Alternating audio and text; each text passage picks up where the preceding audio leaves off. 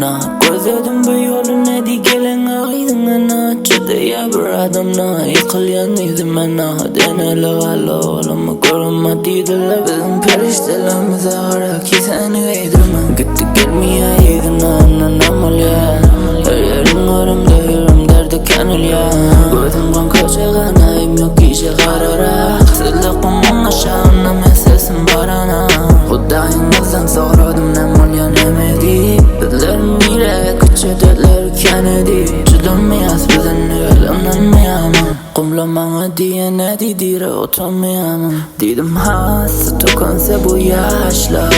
Benim özüm bile yasa Oğlan gitti öye gelmedi ola akşam Nenesine yazı gelmese ben bağışla Doğru men diriyor ne dünyamın ayası sen Yaşayan yerimin asmanı dolu tefede sen Canını hemişe olağız çınna sağlap dur Tefeden gözüyemin koçalarda gelir sesin Bilyandan halim yok ne durmana canım yok Her naatta sokun elemen kanım yok Emmesi yaş vallahi gitti gözlemden Ayağına yıkılyan Hudayımın yanımda yok